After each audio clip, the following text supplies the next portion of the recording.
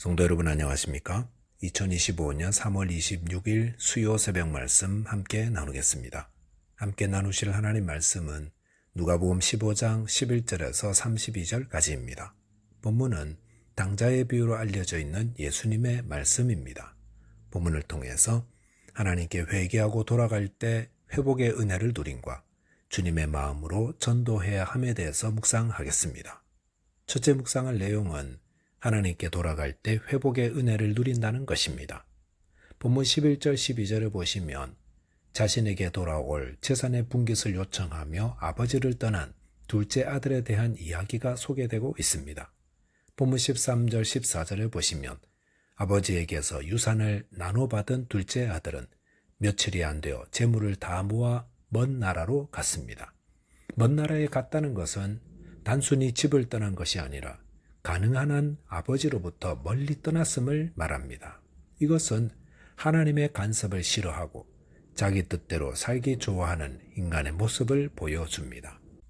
인간은 자유를 원합니다. 그런데 참 자유는 하나님을 떠날 때 얻어지는 것이 아니라 하나님 안에서 누리는 것입니다. 스스로 자유로운 삶을 찾아 떠난 둘째 아들의 삶은 어떠했습니까? 그는 허랑방탕하다가 궁핍하게 되었다 했습니다. 본문 15절 16절에 보시면 그 나라에 흉년이 들어 둘째 아들이 궁핍해지자 아무도 그를 도와주는 사람이 없었고 그는 먹고 살기 위해 그 나라 백성 중 한 사람에게 붙여 살게 되었습니다. 그런데 얼마나 비참해졌는지 유대인들이 부정하게 여기는 돼지치는 일을 하게 되었습니다. 더구나 배가 고파서 돼지가 먹는 쥐염 열매로 배를 채우려 했지만 그마저도 얻을 수 없었습니다. 이것은 하나님을 떠난 인간이 어떠한 삶을 사는가를 보여줍니다. 사람들이 원하는 자유로운 삶은 허랑방탕하는 것입니다. 그리고 곧 아무도 도와주지 않고 철저히 혼자라는 사실을 깨달을 때가 옵니다. 이렇게 하나님을 떠난 인간의 삶은 비참하며 배가 고프고 만족이 없습니다. 본문 17절 18절에 보시면 비참함과 배고픔 속에서 그는 아버지를 생각해냅니다. 그리고 자신이 지은 죄를 생각하고 아버지께로 돌아갈 결단을 하게 됩니다. 이것은 인간 세상에 일어나는 불행들이 때로는 범죄한 인간으로 하나님을 찾게 하는 동기가 됨을 말해줍니다. 본문 20절에 보시면 둘째 아들은 일어나 아버지께로 돌아갑니다. 그런데 여기서 참 회개의 모습이 나옵니다. 둘째 아들은 자신이 저지른 죄가 얼마나 폐역한 것인지 아들의 자격을 감당할 수 없는 죄인이라는 사실을 고백하며 아버지께로 돌아갑니다. 20절에 아직도 거리가 먼데라는 뜻은 그가 아직 멀리서 머뭇거리고 있는 동안에입니다. 그럴 때 아버지가 그를 보고 측은히 여겨 달려가 목을 안고 입을 맞추었다 했습니다. 이것은 아버지는 그 아들이 돌아오기를 계속 기다리고 있었음을 말해줍니다. 하나님은 하나님을 떠난 자가 돌아오기를 간절히 기다리고 계십니다. 그리고 그가 돌아올 때에 그의 모습이 아무리 남루하더라도 그에게로 달려가 목을 안고 입을 맞추며 적극적으로 맞이해 주십니다. 둘째 아들은 아버지께 얼마나 큰 죄를 지었습니까? 그는 아버지에게 유산을 받은 후 며칠 되지도 않아 떠나버렸습니다. 그것은 아버지를 떠날 준비를 치밀히 계획하고 있었다는 것입니다. 그의 목표는 아버지의 유산을 챙겨 아버지를 멀리 떠나는 것이었습니다. 이렇게 아버지를 모욕하고 등 돌리고 떠났던 아들이지만 아버지는 그가 회개하며 돌아올 때에 그를 불쌍히 여겨 달려가 맞아주셨습니다.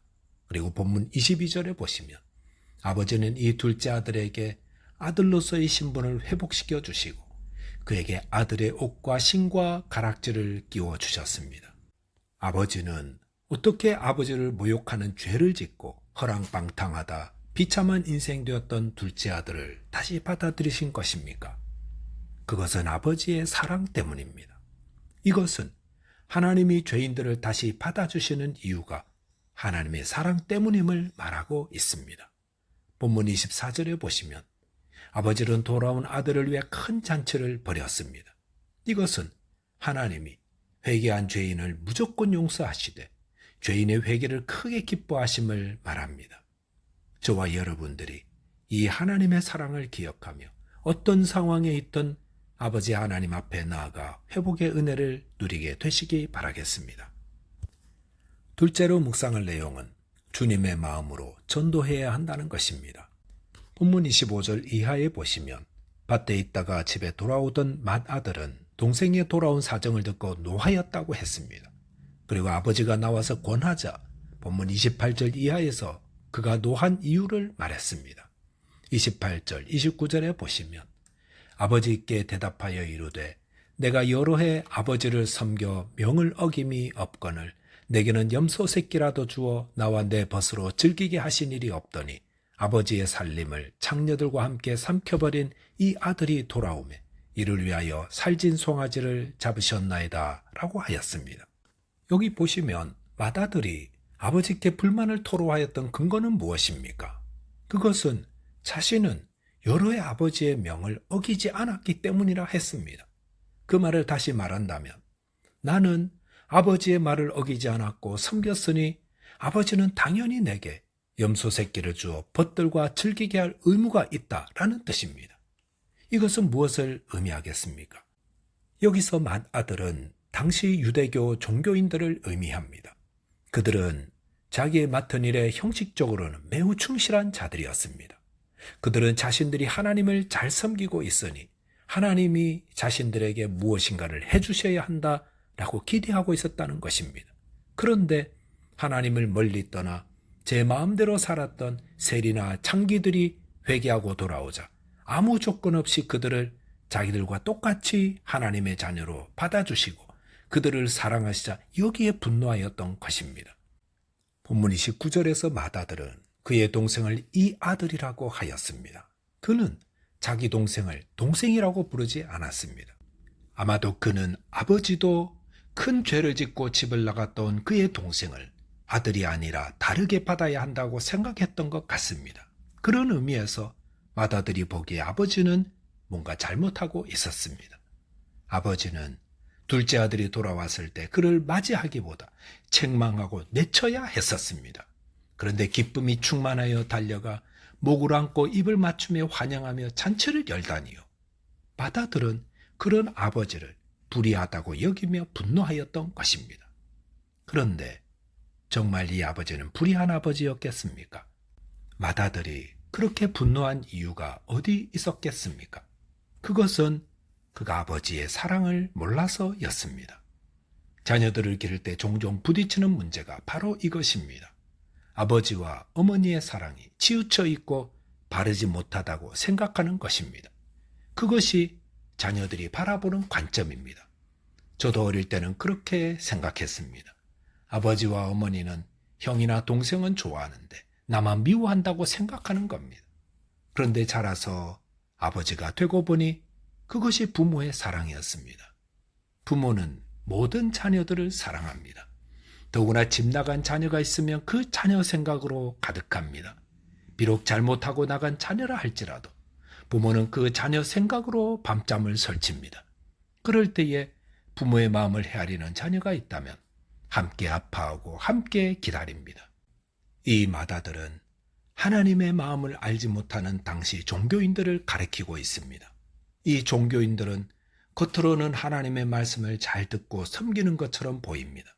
그런데 이 종교인들이 주의해야 할 것이 있는데 그것은 자신의 신앙생활이 자신의 공로가 되어서는 안 된다는 것입니다. 나는 여러 해 동안 아버지를 섬겼으니 나는 하나님께 받을 것이 있다라고 생각해서는 안 됩니다. 우리는 하나님을 왜 섬깁니까? 어떤 주실 것을 바래서가 아니라 베풀어 주신 은혜에 감사해서입니다. 지금까지 하나님이 우리를 위해 행하신 모든 것은 은혜 위에 은혜입니다. 우리를 구원하시기 위해 그의 아들 예수 그리스도를 십자가에 죽게 하시는 은혜를 주셨으니 성도가 하나님을 섬기는 것이 마땅합니다. 또 한 가지 주의해야 할 것은 다른 사람을 정죄하지 말아야 한다는 것입니다. 하나님은 죄를 짓고 타락한 죄인들도 사랑하시며 그들이 회개하고 돌아오기를 간절히 기다리고 계십니다. 그들은 나의 형제, 나의 가족입니다. 그러므로 주님의 마음으로 죄인들을 불쌍히 여기며 그들의 회개를 위해 기도하며 전도하는 자 되어야 하겠습니다. 기도하겠습니다.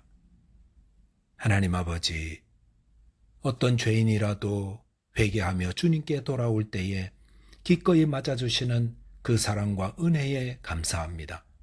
저희에게 죄인을 맞아주시는 주님의 마음을 배우게 해주시고 또 잃어버린 자를 찾아 구원하는 자 되게 해 주옵소서. 예수 그리스도 이름으로 기도하옵나이다. 아멘. 오늘도 믿음 안에서 승리하는 하루 되시기 바라겠습니다. 감사합니다.